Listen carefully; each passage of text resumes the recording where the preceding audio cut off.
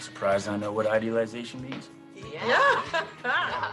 Me too. I have no idea how it got in there. It all starts with just one thing.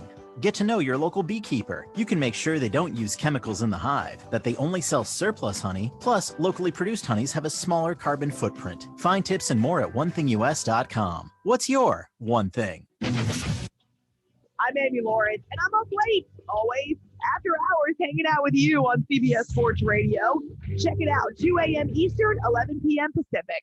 Look at that. The Hendersons are getting a new fence. Ah, who cares? They're swingers. I want a new fence. That's it. We're never having sex again. Need a home loan fast?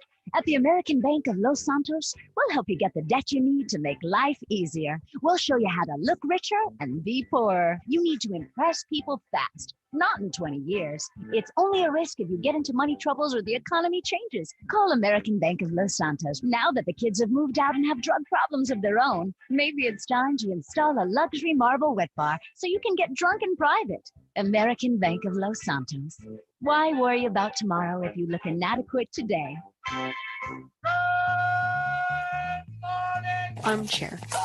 Good morning. Good morning. Good morning. Good morning. Good morning, y'all. Get your morning started off right. Weekdays with the Armchair Quarterbacks. Riding shotgun with you wherever you're heading.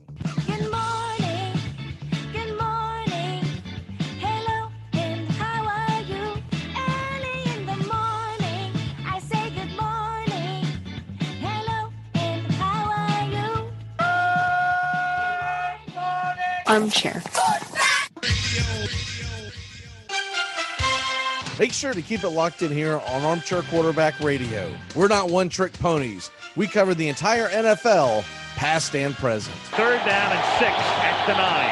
And Bo Jackson to the 20 and out in front. And only one man to beat, and Easley can't run him down. He had the angle, but there goes Bo. And nobody catches Bo. Touchdown. Dion.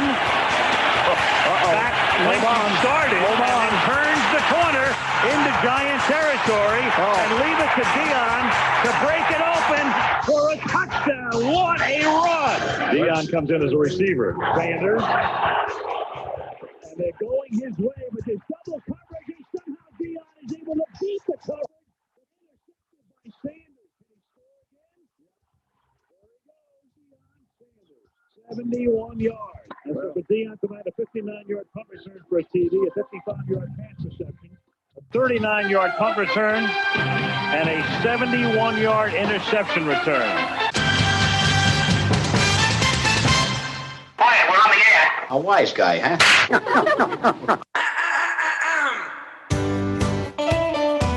Saturday mornings, 8:30 Eastern. Dixie Football Nation is back and better than ever. We've got Tony Agolini, Matt Carr, Tones Areola, Bobby and Angelo, along with Mac McGee this fall. Dixie Football Nation heads to the gridiron, talking ACC, SEC, the Big Ten, and all the big games throughout the college football land. That's Dixie Football Nation, 8:30 Eastern, 7:30 Central, Saturday mornings on the Armchair Quarterback Show's YouTube channel, going live.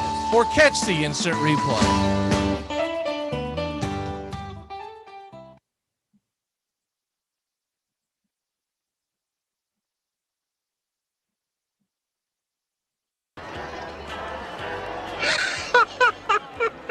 We have been hoodwinked, bamboozled, and flat out deceived. There's something kind of about a kid that's never played baseball. But what the hell, boy? Make sure to listen to the Armchair Quarterbacks. Good enough for us down here in the bayou. Go Tigers and the Armchair Quarterbacks. It's morning. Yes. Allegiance to the flag of the United States of America and to the republic for which it stands, one nation, under God, indivisible, with liberty and justice for all. So that's it, huh? You're leaving? Just like that? Yep, pretty much. Well, what do you expect us to do now? We can't have a conference with only 8 teams. Not really our problem, to be honest. Agreed, but why don't you try to add a couple of those guys? You mean to tell me all of our replacement options are from the American Athletic Conference, the lost and found bin of the college sports world? Hey Texas, I can understand Oklahoma wanting to leave because they dominate our conference every year, but what's your excuse? You haven't even been good here. Whoa, we're one of the strongest brands in college sports. Yeah, well, your strong brand is about to pay a huge exit fee just to lose to Vanderbilt. Either way, we're leaving the Big 12 in ruins, so all of you have fun finding a new home. Whoa, what do you mean new home? He's not wrong. With these guys leaving, our conference is going to crumble. Everybody's just going to go to the Pac-12 or the ACC. I'm going to pass out. Does anybody have a hot towel? All right, Texas, OU, you guys ready to go? Yep. Good to go. Yep. Let's do this. Oh, hey, Big 12. Hey, Big East. Armchair. CBS Sports Radio. You're listening to the Armchair Quarterbacks on CBS Sports Radio, #1 sports station. Good morning, and this is your Armchair Quarterbacks Sports Flash. Quarterback Aaron Rodgers has signed a reworked deal with the Green Bay Packers. Among the concessions in the new contract, the 2023 year in his original contract is voided, making 2022 the final year on his contract. Forfeit provisions were removed from the contract, preventing the Packers from pursuing prorated portions of Rodgers' signing bonus. Rodgers reported to training camp this week as progress was made on his contract. On Wednesday, Rodgers admitted that he had considered retirement and detailed his offseason. He also said he still wasn't sure what, if anything, will change. With the news that Simone Biles was out of the women's all-around competition, all eyes were on Sunisa Lee as the American gymnast who was most likely to become the Olympic champion by the end of the day. Lee was up for the challenge. The 18-year-old put together a string of masterful performances to edge out Brazilian Rebecca Andrade for the gold medal with a total score of 57.433. Lee becomes the 6th American gymnast to accomplish the feat. Andrade's silver is the first ever Olympic medal from Brazil in women's gymnastics. The Chicago White Sox got their man-ish. White Sox added a second baseman and a reliever in separate trades on Thursday. The White Sox acquired second baseman Cesar Hernandez from the Cleveland Indians for a Double-A left-hander Connor Pinkleton. Later, the White Sox acquired right-handed reliever Ryan Tempera from the crosstown rival Chicago Cubs in exchange for Class A left-hander Bailey Horn. The White Sox have been in the market for a second baseman and got one. Hernandez, who's 31, is hitting .231 with 18 homers in his second year with the Indians. Chicago had much been rumored to be after Adam Frazier, but was traded to San Diego 2 nights ago. Here's what your weekend baseball slate will look like starting off tonight. 7:05 Eastern, Cubs and Nationals. The Red Sox are at the Rays all weekend. Boston will send Eovaldi to the mound in Tampa tonight. Yankees and Marlins, 7:10 Eastern, James Taillon and Zach Thompson. Corbin Burns, Touki Toussaint. It's the Brewers and Braves. Should be a hell of a series this weekend as the trade deadline expires. 8:15, Twins and Cardinals, Berrios and LeBlanc. And at 7:05, it's the Phillies and Pirates. Brubaker welcomes in Aaron Nola. Royals and Blue Jays, Ross Stripling is on the mound. And the Dark Knight and the Baltimore Orioles travel to the Detroit Tigers to take on Skubal. Reds and Mets, Sonny Gray and Rich Hill. That's a 7:10 first pitch. And at 8:05 Eastern, Mariners are at the Rangers. Logan Gilbert versus Kobe Allard. Couple of young bucks that are trying to make their name in their own right. And at 8:10 Eastern, you got J.C. Mejia and the Cleveland Indians heading to the White Sox in Lance Lynn. A's and Angels tonight, Bassett and Sandoval are set to do battle. And at 9:40, it's the Dodgers and Gonsolin and Zach Gallen and the D-backs. Arizona will try to spoil Los Angeles this season. Astros and Giants, Valdez versus Gausman should be one hell of a pitching matchup. And the Rockies and Padres, John Gray heads to San Diego to try to shut down the Friars. It should be noted, the trading deadline is at 4 o'clock Eastern today. So all of these pitching matchups could be a bunch of bunk. Also, programming note. Braves Country today will be at a special time, 6 p.m. Eastern, a special live edition, reacting to the trade deadline and getting you set for the night's action. It can all be seen on YouTube Live. And that's your Armchair Quarterback Sports Flash. Stay tuned for the Armchair Quarterbacks radio show and YouTube Live. Please like, subscribe, and share our show today. The Armchair Quarterbacks, your first choice for sports talk, live from the First Coast.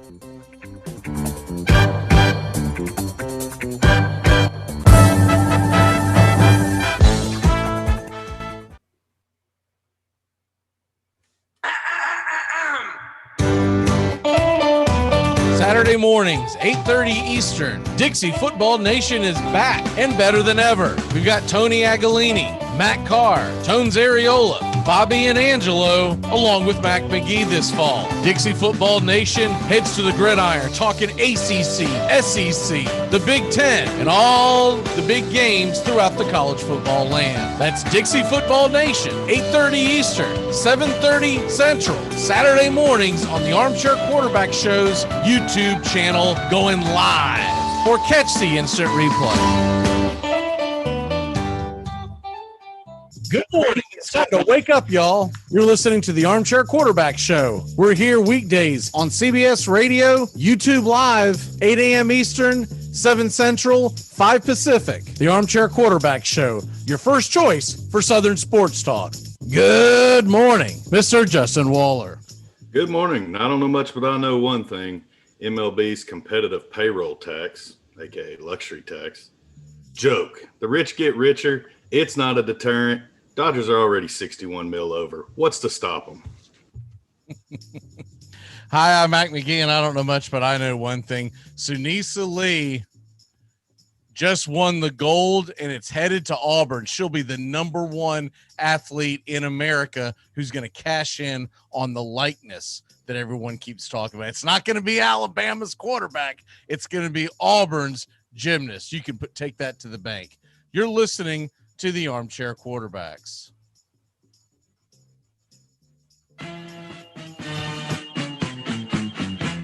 Well, if you stand and block the screen, you may just lose your life. And that goes for all 30 friends and 30 friends' wives. Hey, howdy, hi. Top of the morning to you. Welcome to the Armchair Quarterback Radio Show. Mac McGee sitting alongside Justin Waller. Justin, how the hell are you today, sir? Butthurt, if you can't tell by my intro. Man, Scherzer and Turner to the Dodgers. If this officially lands, I mean, I feel like it's already official, but it's the teams haven't noted it yet. But wow. It is an arms race between the New York Yankees and the Los Angeles Dodgers. You know what they all said? They said, yeah, that's cute, that first 100 games y'all played, but now it's time to get serious. That's what it feels like. So many moves have already been made. We have so many guys that are still going to be moved today. I still think Berrios gets moved. I think you get a lot of guys. I saw a rumor Pineda to the Braves. Why the hell do we want Michael Pineda? Our starting pitching's fine. I can't ask questions about the Braves anymore. I don't know. I was so excited about the winning the series against the Mets, and then my heart just sunk as the Washington Nationals traded off their entire team. Yeah, they sent Schwarber to the Red Sox for people that missed that. He's still on the IL, but he's supposed to be coming off in about a week or so. So we'll see what happens there. You've got they sent Hudson to the Padres. I don't think the Padres are done either. I think the Padres are looking at what, it's funny about 2-3 o'clock in the afternoon. Ken Rosenthal was reporting Scherzer to the Padres. And then out of nowhere, that thing fell through, and it was John Heyman broke the fact that that's not a done deal yet. The Dodgers are still in the mix, blah, blah, blah, blah. And they're going to end up getting Trey Turner and Max Scherzer. Is Governor Newsom funneling COVID money? I mean, where is it coming from?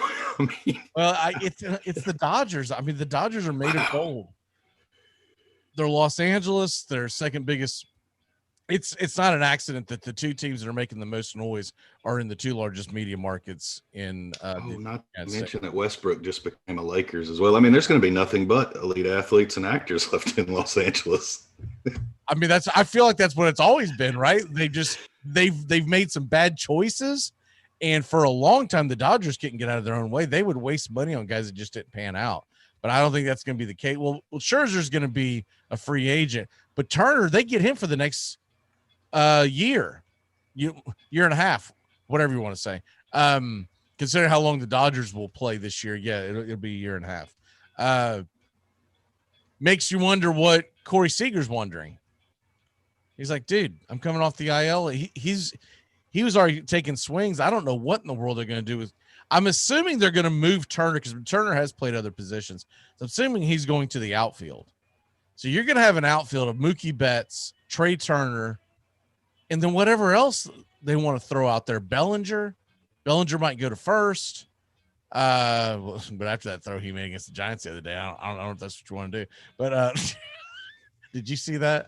I think it was Tuesday night. Yeah. Wow. Man, I'll tell you what, it's just, there's so much going on and there's so many rumors that are going out there. The biggest shock that I had on that was that Josiah Gray was supposed to be the creme de la creme. They're supposed to be their guy and they traded him. Now I get it. The general manager's probably like, I want to win championships.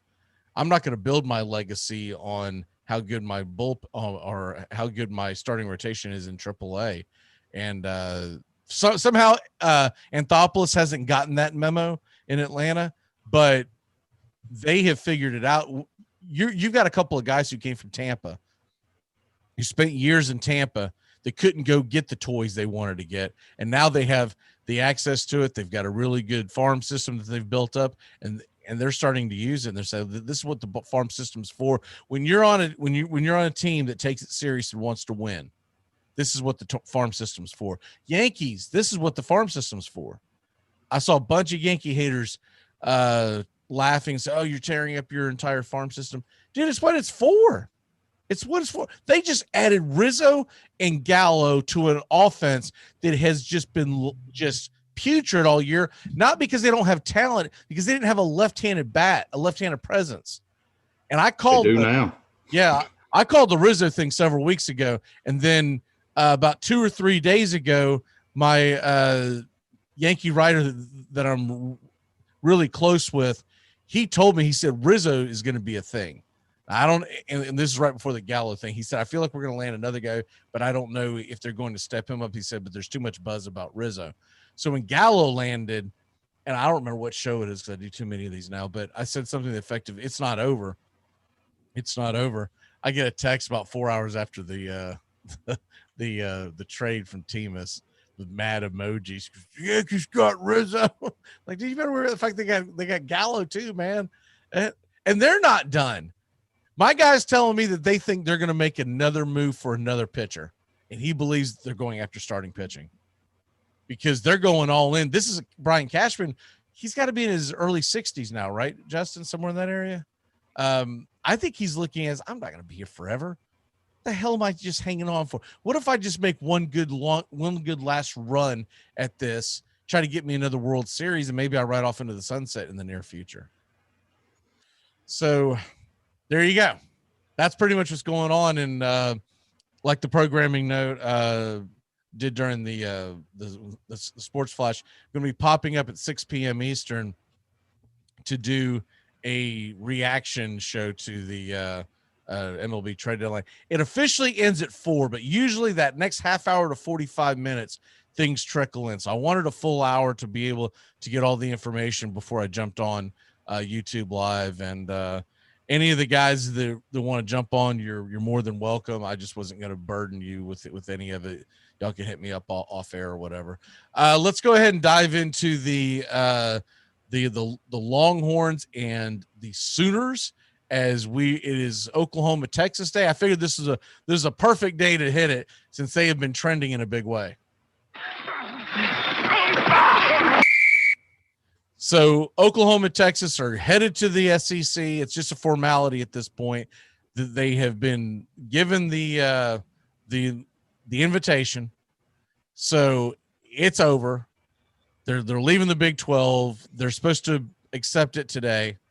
I mean, if they don't accept it, I'm going to be like, what the hell was this all about? Right?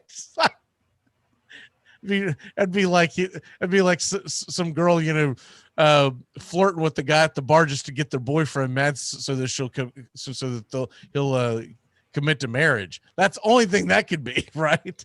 Yeah, these two schools aren't pairing together to work together on any sort of contract negotiations to help each other. No, they're bouncing for the greater good of each individual school, and they're going to the big leagues. Well, I guarantee you there was some backdoor dealings with the two of them. I bet they said, look, if one of us leaves, it could be an issue, but if we both leave, this thing's going to crumble, right? And so I think they most definitely cahooted together. I think it's funny that the big what is his name? I can't think of his name now, but the Big 12 commissioner is calling out ESPN, saying that ESPN is in cahoots and wanting to bust this up early because, dude, I mean, you're just grasping at straws at this point. Because, and as much as I would love to pile on ESPN, does ESPN want it to happen? Sure they do. But I'm not going to sit here and believe that they have anything to do with any of this, right? And so they have contracts with the Big 12, so it's not like this helps them in that kind of way. Now, the fact that they have the SEC network, that helps them. And I mean, Texas already has its network. Unless they just walked in and said, "Hey, would you like the OU network?" Come on. I mean, I don't know how much really. How can they get rid of that Longhorn network? By the way, that thing's stupid. Have you ever tried to get it? It's like an additional price. It's an additional price to what you're already paying for ESPN and ESPN Plus and all that junk. I've tried to flip over there when I'm bored. Like, I don't even remember what season it was. Hell, it could have been football. It may have been baseball season. I was like, okay, Texas, I haven't seen them playing a while. It's something. They're like, oh, you don't have access to this. I'm like, I'm giving you like $6,000 a month. I have to give you another $7 for the freaking Longhorn network.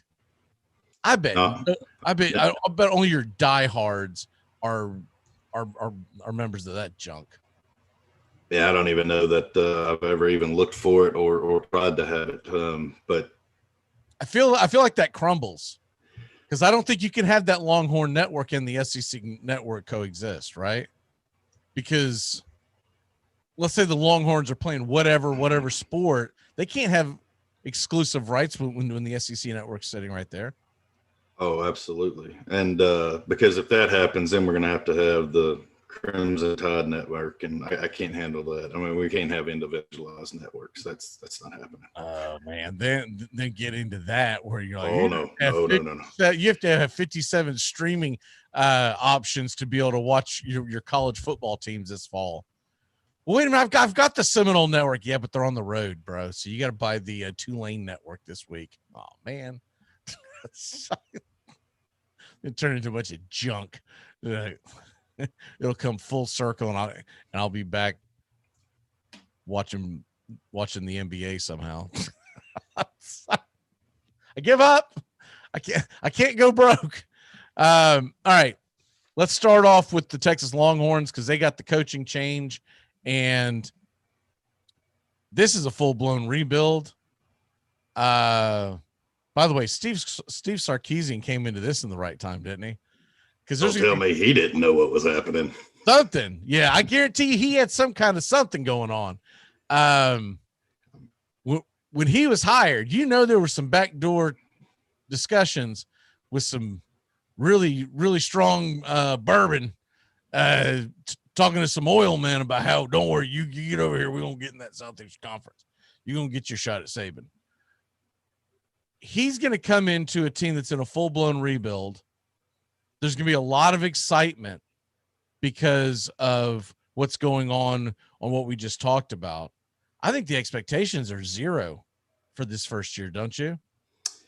Yeah, especially with Ellinger moving on. You don't really know if it's going to be Thompson or if they're going to have redshirt freshman Hudson Card come right out and compete from the get-go. So you're at a complete new system, new rebuild with Sarkisian. So I just don't expect with the underclassmen there that you're going to have someone pick up his offense instantly. So, yeah, first year's a pass. What that pass looks like in win and losses is probably up for debate, but I don't think there are any high expectations this first year.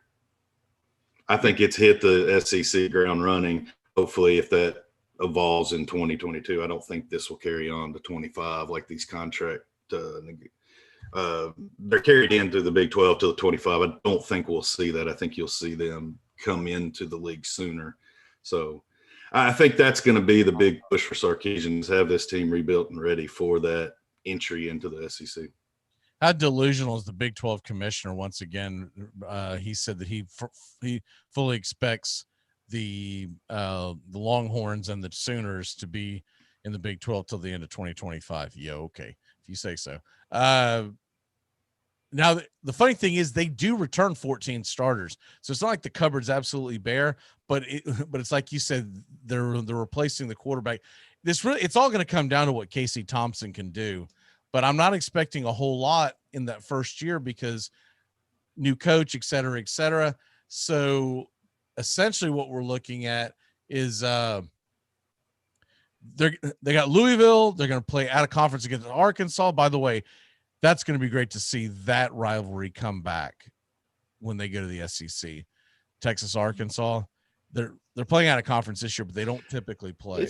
I'm showing it's at Arkansas. Do you have a neutral site on that game? Is that at Jerry's World, or are they playing actually, or are they going into Arkansas? No, they play at Jerry's World against Oklahoma, but it is at Arkansas. So it must be a home and home series. That makes it very interesting. I really like that. Well, I mean, it's going to be a home and home series every year now. Right, exactly. Texas Tech, TC.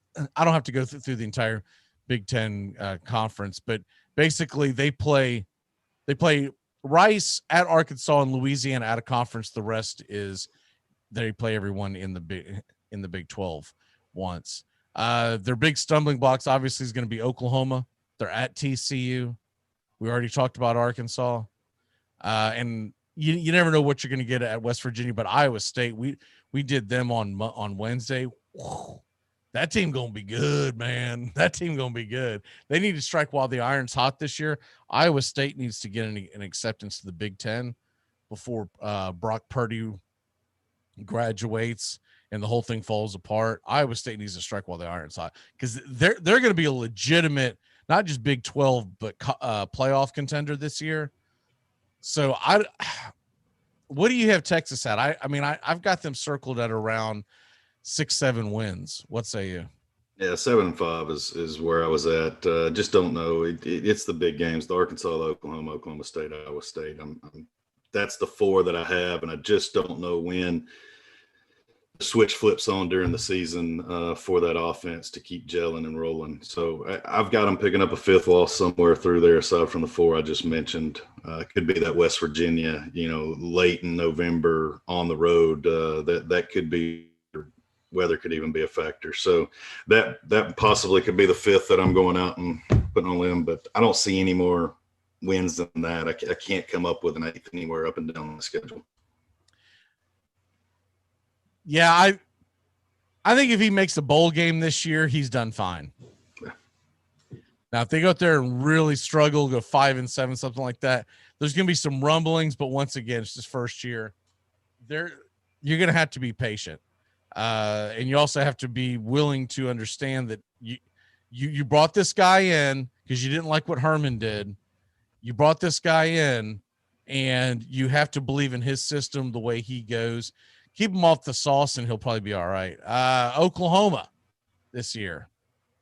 Now, this team is much different than Texas. This team is expecting to compete for the Big 12 championship, the college football playoff.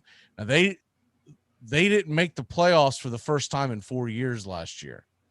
So they're going to be ready to roll. You're hearing all the great things where Spencer Rattler's put on weight, but it's muscle. And he's talking about how he's, in great shape and blah, blah, blah. And everyone always says that, right?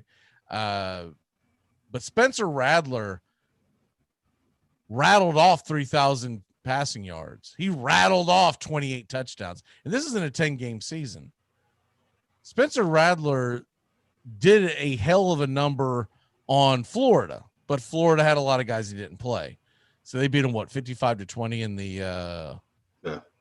And then Jeremy Pruitt got caught with McDonald's bags, and all of his players transferred out to Oklahoma. So in comes Wanya Morris on that offensive line. Huge recruit there, and just not what you needed to add to that already stacked line. So he's going to be your left tackle, and then you add Eric Gray in the backfield that I've said for years was the best out of that three-headed monster on Tennessee's backfield. For whatever reason, it didn't attribute a lot didn't attribute with Jeremy Pruitt, but that's a whole nother story. So I'm excited to see that that offense is going to they're going to have elite. Yeah, it's not just Gray, but then they get Kennedy Brooks back.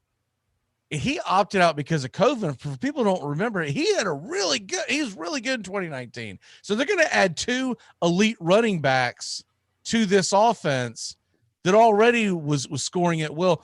I think everyone looked at last year was a down year for Oklahoma, and it was.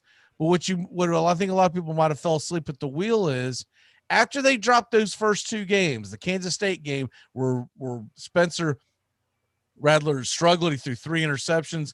Essentially, that lost in the game. And they struggled at Iowa State, but I just talked about how good Iowa State's going to be. After that, they rattled off, 7-8 wins to finish the season, and we're playing elite football. I would have liked to have seen Florida at its strength with Kyle Pitts and Trask up against Oklahoma last year, because I would have liked to have seen that showdown. We didn't get it because they opted out, and I get that, and blah, blah, blah. I'm going to say this one more time.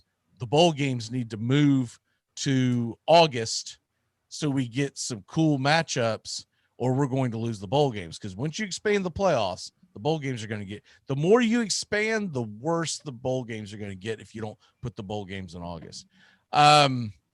Where do you see Oklahoma? Do they win the Big 12? Is it because it's essentially – for all intents and purposes, it's between them and Iowa State this year, and that game is in Oklahoma. Yeah, I mean, I've got them. It's hard for me to hand out a 12-0 season, so I'm going to go 11-1. I figure there's a stumble somewhere. I don't know that it's Iowa State. Could be Texas. I mean, you never know in that matchup. I mean, it could be Oklahoma State at the end, but I've got them 11-1, winning the Big 12 and going to the playoff. And, of course, we hold the right to reserve our actual prediction on the week we do it. So we're going to – right now I'm right there. I've got them in the Big 12 championship game. But our actual prediction will come, in about a month? Because the last thing you're going to do is paint yourself in a corner and then Rattler gets injured or something like that. But, yeah, I think we're going to get a rematch of Iowa State, Oklahoma in the Big 12 championship. That's another reason why you want to get the hell out of the Big 10. Because you have to rematch whoever you play in the title game. You've already played them. There's no way around that. And it's really hard to beat a team twice. It really is. It doesn't matter who wins that Iowa State-Oklahoma clash in late November. They're going to have to play each other in very early December. What's your walk-off of the day, sir? Man, big weekend Olympic-wise. I know we got a great slate of baseball, but, man, swimming, gymnastics, track and field's cranked up. I think you got the basketball full and heavy. So it's a great weekend if you're into the Olympics, and go USA. See everybody on Monday. All right, brother. Yeah, I'm excited for a lot of the Olympics. I think the swimming takes off big time this weekend, correct? Correct. We saw some heats finals last night, but it's full and heavy the rest of the weekend. And track and field's cranked up. I'm really interested in it. I know the men's gymnastics takes. I've never been able to watch men's gymnastics. Every time I see a guy who can flip around like that, I'm like, dude, be a man and go play football or baseball or something. Like, do something with that. Only one I can watch is the rings, just because I'm in awe. I would just wish I could pull my body weight up like that, let alone hold it.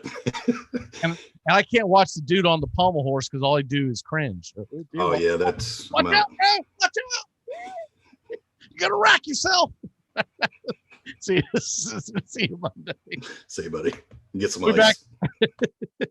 We'll be back in a flash on the Armchair Quarterbacks. Matt Carr's on the way. Triple decker bird!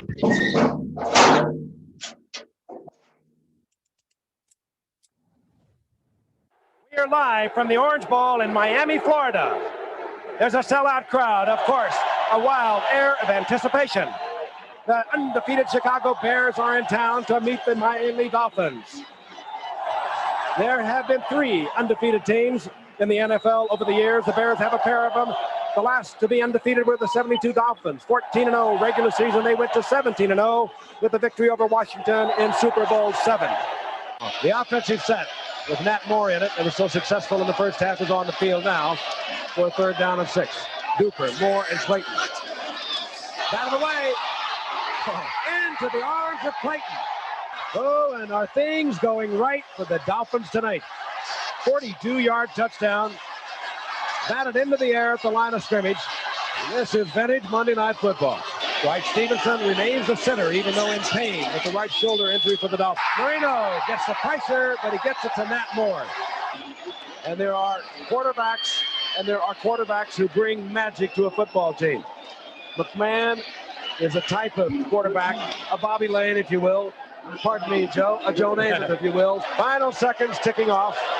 Bears will not go undefeated, but they have put life and a spark into football in general and Chicago in particular. What a victory for the Dolphins. And Dan Marino reigns supreme once again. Peyton on the night will wind up with 121 yards.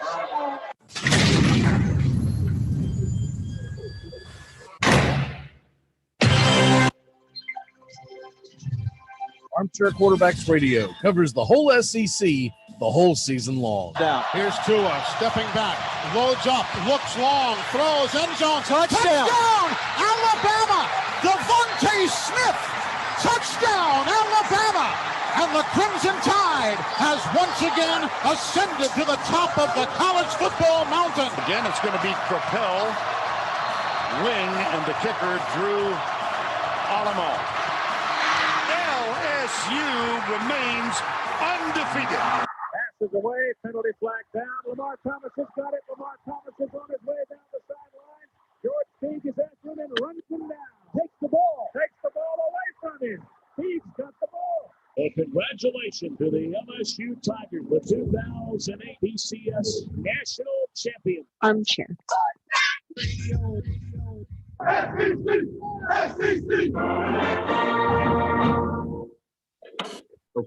Please, not the Ashbys. Family emergency? Apparently it's so urgent they didn't even have time to think of a plausible excuse. So where does that leave us? Well, let's see. We have a third-rate caterer with a record. 2 lushes. A couple who think we're both nutcases. An Argentine wild child and Ross. Dinner is served. Think I have caught a whiff of doubt. She always seems to find me out. I cannot like the fib or scam. Fall out spells on. Good morning. Welcome back here to the CBS Sports and YouTube Live Armchair Quarterbacks, and I hit the wrong button, so we don't get to dance.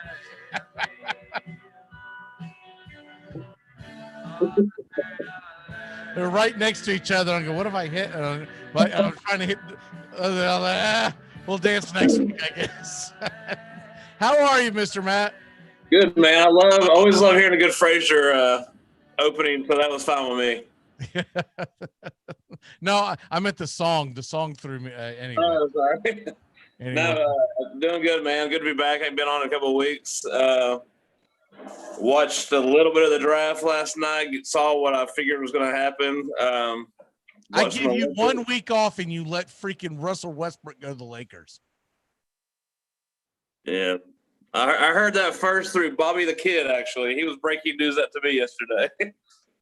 I had heard that rumor actually for several weeks, but I always thought it was pie in the sky just because Westbrook's from the LA area.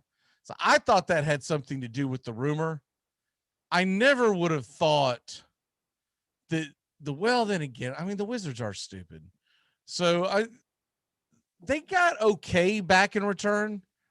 But what's funny about it, they did this so they could build around Bill. He ain't going to be there.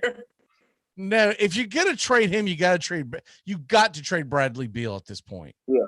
You need to do a full-blown rebuild and just call it a day. Now, maybe you don't do it until the season starts so you get fans in the stands, right? You don't want to, go, well, here's Kuzma, and he's going to be on the front of our program. But right. When you hit the trade deadline next year, Beal's got to be gone. Yeah.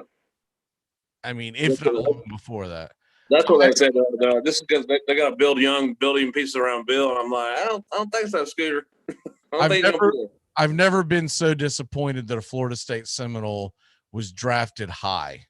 I wanted him to slide. He went number 4 to the Rockets. I wanted him to slide one more slot to Orlando. They ended up with Jalen Suggs, and that's great and all, but I'm never going to see a Houston Rocket basketball game. Right. Not until they get good, and that's a long project. So I'm disappointed that I won't be able to see Scotty Barnes play basketball because will ESPN even do one game of it? I doubt. Yeah, maybe. I mean, the same thing with my favorite player in the draft is Davion Mitchell. I ain't gonna see any Kings basketball, not intentionally. Right. If I'm watching a lot of Scotty Barnes and Houston Rockets basketball, it means the Texas State Police have finally got me. Because that means you got suckered into buying the package again. The Texas State Police have finally reeled me in and go, yeah, here's your 5x10 cell or whatever the hell the size they are, and to make it even worse, we're going to make you watch the NBA, and we're not going to let you watch real NBA. We're going to make you watch the Houston Rockets. And the Big Three. Oh, man. We'll get to watch some Moses Moody. Is that the new nickname of the Big 12? It's going to be the Big Three because that'll all be left. When does that become official? Do we have any date on that? Today. Okay. So the Southeastern Conference voted unanimously last night to extend an invitation, and it's expected that today is the day that they accept it. Then the invitation was to the pants party. Yeah, and then there's even more rumors flying around because of some statements that were made that you could read between the lines. Tony and I talked a lot about this in the at the 8:00 show, Gators and Golf, but it looks like that the Southeastern Conference is going to go hot and heavy after Florida State and Clemson. And are we getting rid of anybody? No, they're talking about it eventually getting to a 20-team contract, 20-team conference. So my best guess would be if they grab them, because I think North Carolina and Duke will stay in the ACC because they're more focused on basketball across the board anyways. I don't believe the Southeastern Conference will go after Miami, because Miami is even though they were great at one point, if you look at the big picture, they don't bring a lot to the table. Okay. They're not very good in any of the other sports, and they don't have the money that these state schools have. So I think if they go grab someone, the SEC, if they can convince Florida State and Clemson to leave the ACC, I think the logical move would be them to go hot and heavy after Notre Dame, and then you throw another team in there. But does Notre Dame don't want to be in a conference yet? But you start making these super conferences, because when this happens, I believe that the Pac-12 and Big 12 might unite. And if you have that, you can end up with two super conferences, which we talked about that for years on this show. That if dominoes fall the right way, we could end up with super conferences where you get like 24 in each. Now, that's a very real possibility, because you could have the Pac-12 combine forces with the Big Ten, and I mean that's 26 teams right there. But wouldn't you be trying to weed out some of the Vanderbilts and the Arkansas and the Kentuckys and whatnot? Well, the problem is Vanderbilt's the only team in the Southeastern Conference that can read and write, so they kind of keep their GPA. It's also the Nashville, Tennessee television market, right? So you have to look at the big picture on that. And then the other thing I would say is, because I know the average fan doesn't think like that, but that's what these commissioners are thinking about, are the television markets. That's the only thing that would possibly get Miami an invitation somewhere is because they're in the Miami market, but that Miami market's already taken up with SEC territory if you have Florida State and Florida, right? So you would own the state of Florida. If you're the Southeastern Conference, you would own the state of Florida, having Florida State and Florida. You don't need Miami because they have a very fickle fan base anyways. You have your diehard Hurricane fans like Brian who watches the show quite a bit, and Steven who's on other show. But most of your Miami Hurricane fans are very fickle. They have to be winning for you even to hear about them. And so they're a really small college. That's one of the things that people forget about Miami. They're a really small college. So they don't have the money and the power that the Florida States and the Floridas and the Tennessees and, list goes on and on and on. So if they can't get Notre Dame, I think West Virginia would definitely be an option. And then maybe you end up bringing someone else from Texas, or maybe they go even crazier. Let's say if you say to hell with West Virginia and you say we're going to bring in the state of Kansas, because then that just broadens your broadcast base. Right. And then you also add 2 really good basketball schools. I think my heart of hearts has Kansas heading to the Big Ten. I wouldn't. What if Cincinnati I don't want to see this, by the way. A lot of people have asked me. No, I would rather see 4 power conferences than 2 mega conferences. Right. I would as well. I mean, Cincinnati is another team that's been on the rise, so they've been bouncing conferences for the last over 10 years. So they might be. But once again, they don't have. They're not a very big school, right? Yeah. Now, I agree with you. They've always been pretty good at basketball. They've been better at football, and that's great. But it's what can you bring to the party kind of thing, right? It's just like even when like MTSU was in their heyday and they were playing really good football, people were like, man, they ought to try to get into the SEC. Well, they don't want them because they've already got Nashville television market with Vanderbilt, right? So it really comes down to dollars and cents, and there is nothing in Jacksonville to try to bring people in.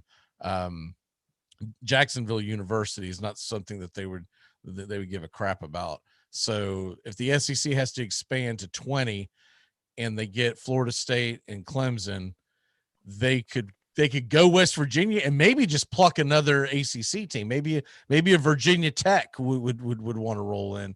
But once again, that's not a very big market. Boston College would be interesting because if you get Boston College to come to the SEC, then now you've got the Northeast, right? So you could really screw the ACC over. You took Florida State, Clemson, and Boston College out of the ACC.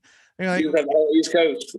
they're like, can we just rename this to the North Carolina Conference? Because this is absurd. North Carolina plus Miami. Let's go. We got this. Anyways, we're gonna have the NBA free agency hits on Monday.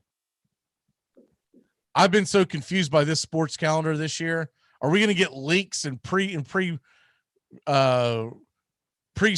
on Sunday like we've had in the past, or is it officially going to start on Monday? Do you know? I have nothing. No, because like I said, I'm so used to being July 4th to be the day for everything. Right, but even then you start seeing it leak on the 2nd and 3rd, right? Right. So are you going to say over the weekend, or just going to go full force on Monday? I don't know. I'm looking forward to it, though. I still think, I don't even know if Boston had a pick last night in the draft. I know they did in the first round. I did not watch this. I watched the first 2 picks of the second round. But they've been awful quiet, so maybe that's good. Maybe that means they're going something big for John Collins or Jared Allen. I'm showing that they only had 1 pick. I did not watch the draft. I watched like a couple of picks. I turned it over there. I was watching the Olympics. I was watching the replays of the Olympics. Yeah, I got finished with work. I usually finish work around 8:00.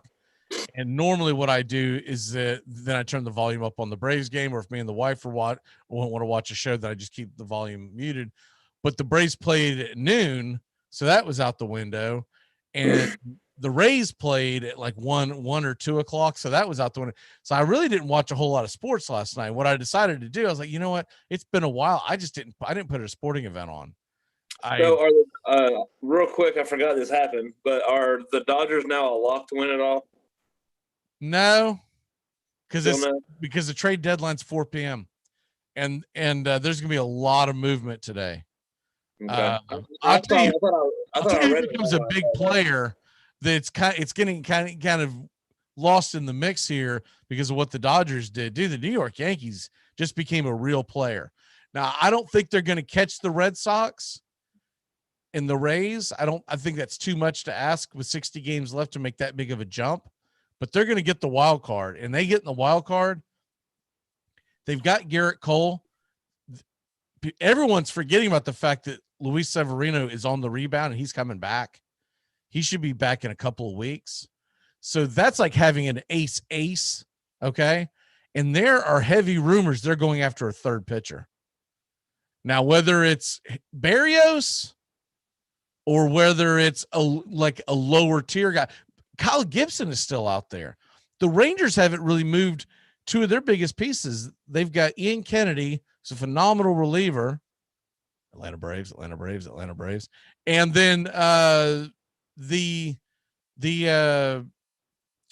Kyle Gibson, who has pitched incredibly this year, his ERA is barely over 2. He's gonna bring in a haul if someone. What the biggest surprise I had with that whole trade that happened with the Dodgers gave up their best prospect, and they said he was untouchable. They gave their best prospect for one guy who's going to be a free agent and another guy who is going to be a free agent after next year. So Josiah Gray, just remember that name. He is a frontline starting pitcher. And so I think what happened with the Nationals is that they said, well, if we're going to do this, we're going to do it. And so they're going to trade everybody. The only person they're going to keep is Juan Soto. Everyone else that's anyone that you would want. I mean, you're not going to make a heavy trade for, their backup catcher, but they are talking about trading Yan Gomes. I mean, I woke up to a couple things this morning, and basically the hubbub is they're all gone by 4. I just read this, and it's old news, but it's the Cubs trade Rizzo to the Yankees. I didn't know he was at the Yankees. That's what I was talking about. Okay, yeah, I didn't. They've got Rizzo and Gallo, 2 left-handed power bats that they just added to that lineup. Yeah. Now, look, here's the problem. You're probably not going to win the division, Yankee fans. So this could all go away in a one-game wild card play-in. Let's say they go up against Tampa, right? Or Boston, whoever. And they go up against a buzzsaw that night of a pitcher. This whole thing just falls apart. Right. But the best chance anyone's going to have to beat the Dodgers now is to beat them in the first round or that wild card game. The Giants could somehow hold on for dear life. Maybe they could end up in the wild card. If they end up in the wild card, we could have an arms race with San Diego and LA today to fight for a wild card game. And I definitely think that's why the Dodgers made that move, because they're looking at the big picture, and the big picture is this. They feel like most likely they could end up in that wild card game against the Padres, and the Padres go throw Yu Darvish out there, and Trevor Bauer is nowhere to be seen because he's been suspended or whatever the hell you call it, administrative leave. It's, that's fancy talk for, creepy, you creepy bastard, stay away from the team. Right now, Dodgers are 3 games out of first. San Diego's are 5.5 out of first, but they're running away with the wild card. Those 2 teams are likely to match up. Now, I think the Giants are going to make a move today. I'm hearing Chris Bryant. I think he's gone. Oh, he's definitely gone. I think the Giants get him. I think Javi Baez goes to the Mets, and I think the Mets will move for 1, maybe even 2 starting pitchers. I know you didn't watch the All-Star game, but they were doing online, on-field line with Chris Bryant, like live action in the ear or whatever. Uh-huh. He's like, I've been so lucky to play here. They're like, you've played every position for the Cubs. He's like, I've just loved this place. It's great. I'm like, he's gone. Oh, yeah. Well, yeah, he's a free agent at the end of the year, so it's been a foregone conclusion that he's a. A lot of people thought these Rizzos and Bryants could be traded preseason, so they're just doing the inevitable because you would have gotten more for a Chris Bryant in March than you will now because now it's just a 60-game run. But I think Chris Bryant fits well into the Giants because Evan Longoria is still injured. You can slide him at third. When Longoria comes back, you can put him in left field. The Giants need a bat. They flat out need a bat. Milwaukee isn't going to do big, crazy things. They got their bat in Escobar. But the Mets, their owner woke up this morning and he's getting outdone by the Yankees and he's getting outdone by the Dodgers. And for people who don't understand who their owner is, he's one of the richest men in the world. He bought the Mets, less than a year ago? Yeah. He's on Twitter a lot. He's always like, what do y'all think? I'm like, oh, this is a great idea. Let's open up this can of worms. What does the drunk New York Met fan think? But the teams that are sitting there going, I don't know, man. It's the Braves and the Phillies because the Mets are going to feel pressure to make trades because they are in first place. I think the Braves do anything. They're going to try to bolster their bullpen. This notion that they need a starting pitcher is stupid. They're loaded with young starting pitching. Now, I wouldn't mind seeing them trade one of the kids in the minors like Kyle Wright to go get a reliever, especially if they could find one or two with that they'll have for next year. But they were talking about Michael Pineda today. I'm like, the hell you want with that guy? You trade him to the Atlanta Braves. Of course, now this guy doesn't really know Braves, but he's a big time name in MLB. But this morning, that was his tweet, and I was like, "The hell do they want with him, Michael Pineda? Are you secretly just a Twins fan trying to get rid of him? He gets traded to the Braves. He goes to our bullpen." He's not starting over Charlie Moore. Now, that would be the one. If the Braves would have lost yesterday, they would have been 6 games out of first as opposed to 4 today. That was the one I was worried about. We had a 5-game series with the Mets.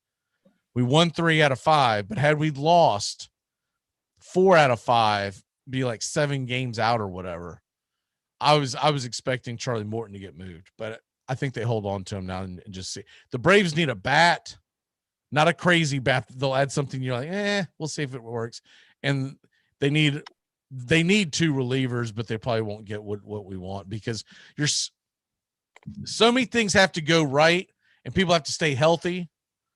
That mortgaging your future seems kind of stupid. You're 4 games out with what say 60 games left. Yeah, let it ride. See what happens. You've got a 3-game series to end the season at home against the New York Mets. If you're within 2 or 3 games, that's all you're trying to do is make up a couple of games over the next 60. Yeah. If you're within 2 or 3 games, then the ball is in your court. And you just have to assume the Phillies are going to implode because they always do. So, but yeah, that's where we sit right now. And they've got a tough series starting this weekend. Here come the Milwaukee Brewers. So it's just, if it's not one thing, it's another. That'd be a good little series to watch. So I might try to keep up with some of that series this weekend. Yeah, there are some good series. A low key one that I don't think a lot of people are paying attention to. The Astros travel to the Giants, and I think the Astros, they're still my favorites to go to the World Series in the American League. Because I do believe the Houston Astros will be active. That's a good series. And then in the American League, I think if there's 2 series you want to watch this weekend, it's Atlanta, Milwaukee, and Houston and San Fran. Boston and Tampa too. I forgot about that one. That one's got huge implications because they've got an 8.5 game lead on the Yankees, but Boston only has a 1.5 game lead on Tampa. And it's in Tampa. Tampa usually plays really well. If Tampa can take 2 of 3, they'll be sitting pretty come Monday morning. All right. Anything that you want to add about the NBA free agency? I mean, any kind of. I think it's a shot. Call your shot. What's going to happen Monday? It's going to be weird with Brad Stevens at the helm now. I think he's going after John Collins. I'm trying to do what you did with Kemba Walker. I'm trying to just bring him here with just words alone. But that's what I'm looking forward to, man. He's restricted. He's a restricted free agent, so I would like to see him in Boston. John Collins or Jared Allen, man. I don't want any of the other. Nobody else really stands out to me. What about any other splashy move? For Boston or just in general? In general.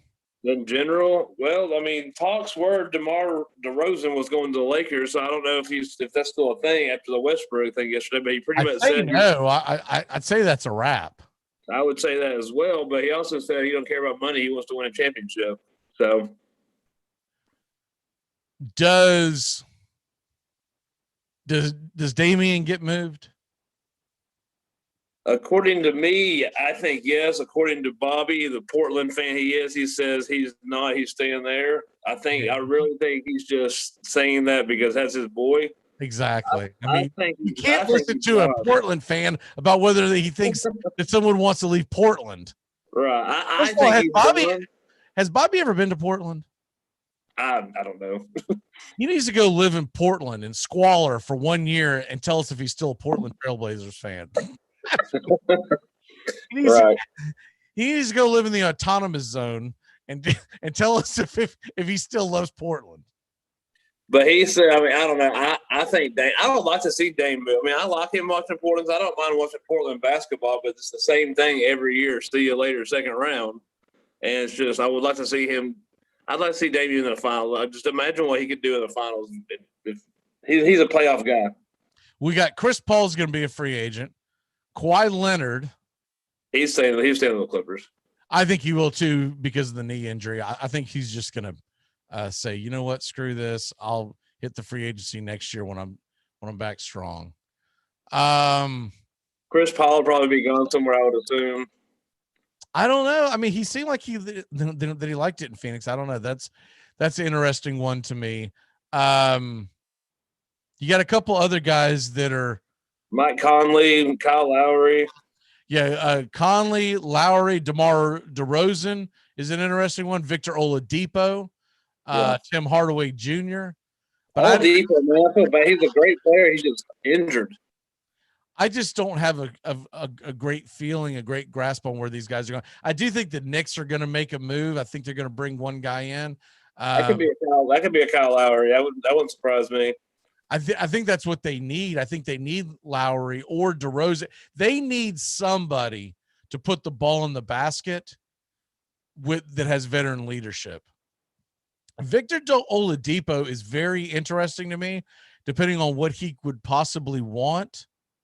Dude, I'd love to see him in green and white. I like it. He's been hurt for the last 3 years. I know, and that's the problem. Curious to see what happens with Hardaway, Dragic. Who was the other guy that I was like, JJ Redick. Well, I know he's up there in years, but he could be someone that could be added to a team to make them a little more formidable. I mean, if you're going to go, call my shot. You know what? I'm calling my shot. Kelly Olynyk's coming back to Boston. That's the big signing. Duncan Robinson, Gary Trent Jr. I mean, if you're going to, Duncan Robinson's a great 3-point outside presence. If you're wanting JJ Redick, go ahead and get Duncan Robinson then. Dude, you are getting so old. Do you realize Andre Iguodala is 37?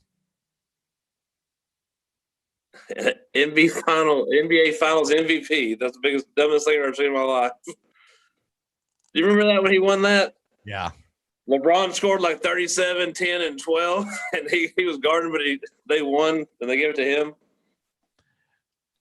I don't know. That was one of those teams that there really wasn't a. But you're a big. The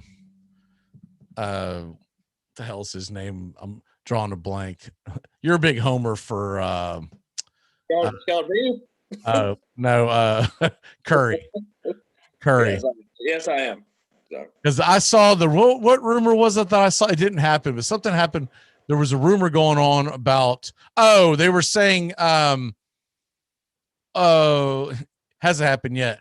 The kid they're trying to run out of Philadelphia. Simmons To the Golden State Warriors. Yeah, but they wanted the new center, the rookie. They wanted Wiggins. They wanted like 2 picks. I mean, it was a ridiculous offer for. It was Wiseman, Wiggins, a couple of draft picks. Why wouldn't you just say, hey, even Steven, give us Wiseman? That gives us a backup plan when his knee blows out, when Embiid's knee blows out 7 times next year. Right. It's bound to happen. I think, man, Golden State's. I need to stop talking about them because every time I do, somebody's out for the year. But I think they are back next year. Breaking news: ESPN's announcing that Draymond Green is retiring after running into Klay Thompson on a moped. That would be my luck. He is currently being chased by police after he murdered Steph Curry. The Tokyo police on foot. And he has a bad ankle.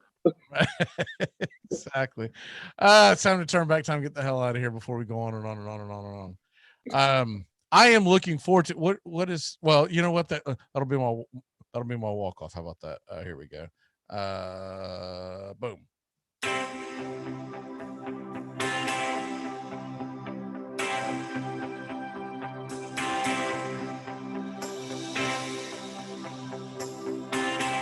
On this date, I can't believe that it's I can't believe that it's already July 30th, by the way. On this date, July 30th, I want to know how this happened. I can't find it. 1908, the Around the World Automobile race ends in Paris. Did it begin in Prague? Because how are cars going to do Around the World Automobile race in Paris, France in 1908, where cars could barely go 30 miles without breaking down? I found that a really strange one. But on this date, 1932, the Summer Olympics opened in Los Angeles. First time that the Olympics were held in the United States.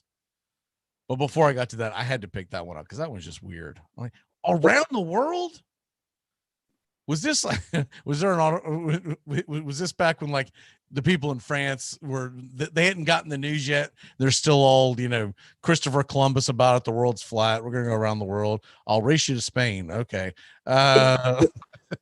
Birthdays. It's your birthday today. All right. Dead guy. This guy's a legend.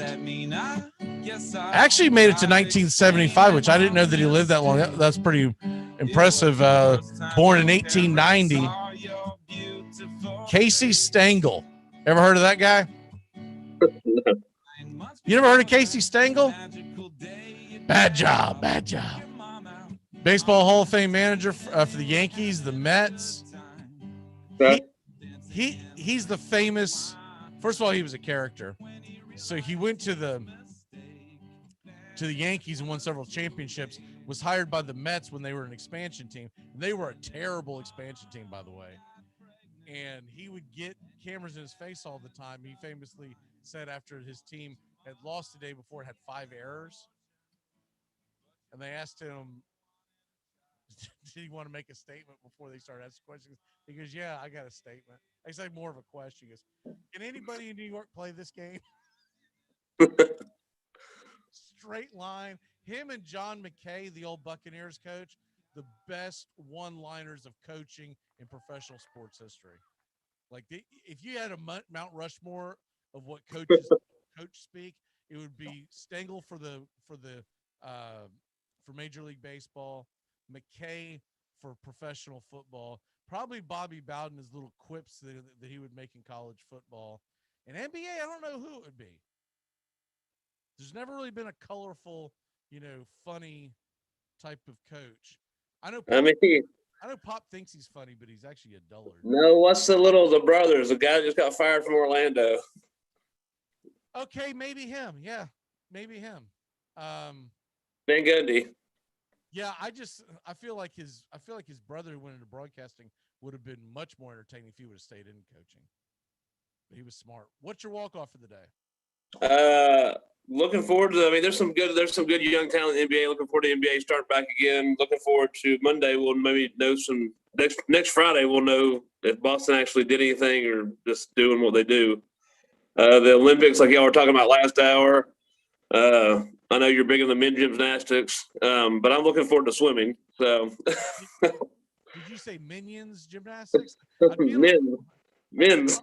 Dude, I would watch some midget gymnastics. Now that would be fantastic. I'm gonna tell you right now, I would turn the Super Bowl off for midget gymnastics. Men's gymnastics. Anyway, yeah, looking forward to some swimming. It is. I don't know if you've watched a lot of the swimming this year, but I watch a crap ton of Olympics when it's on, and I actually, leading up several weeks leading up, I watch the Olympic Channel a lot. Well, it's just this year sports that we don't normally get to see. It made me miss Michael Phelps. It was good that we've won a gold or two or whatever in swimming, but it's just I remember watching Phelps, even if he was down, no matter what lap he was on, like if he was down, you knew he was going to come back and win. And these guys just don't have that pull away power. But it's still fun to watch, man. I love the Olympics. Yeah, I love the swim race. I'm not big into the butterfly event because I'm like, would you just do it right? I'd be cheating like hell. You'd see me just. Dude, I don't care. I won. Everyone's gonna know who was actually the best. Yeah, I don't need your stupid medal. I won. But yeah, I let the women's gymnastics. I respect the men's gymnastics. I'm like, dude, you could be playing center field right now. What the hell are you doing? Be a man. It's just like the clip that I saw. I guess it was from the Eastbound and Down, but some guys talking to the main character, wherever that guy's name was with the mullet, and he says, I do a lot of rock climbing, and basically the quip was when someone's telling you about CrossFit, and the guy, and he asked me, he goes, but I'm sure you're really familiar with all this, and he says, no, I'm not. He goes, I play real sports because I like to be the best at athletics. I like to prove that I can do a man sport. I don't do that other stuff. Baby. My walk-off is I'm looking forward to the draft season.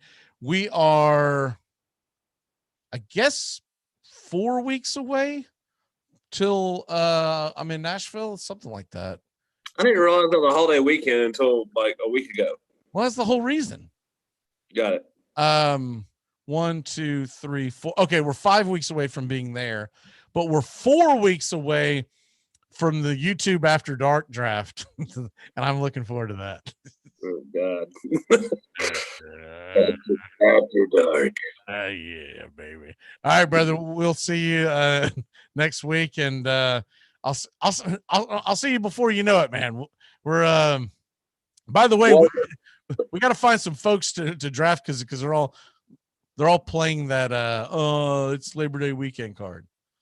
I had to give your boy Steve a hard time, by the way. Is Lacey going to be in that draft? I had to give your boy Steve a hard time, by the way, because he shoots me a text after a couple of weeks of not letting me know if he's going to be, and he says, hey, it's Labor Day weekend, so we're actually going to go out of town that week and take advantage of going to East Tennessee. He said, got a chance to go somewhere, and we're going to take it, that kind of thing. And I said, so you picked Tennessee. So Dave McGee's coming in town to Nashville, and he's like, I'm going east. And he goes, he laughed. He said, next year we're going to the beach. I said, Percy Priest Lake is not the damn beach, buddy. We'll see you, bud. Later. Friday, working stiffs. Everybody! 4, 3, 2, 1. Happy weekend!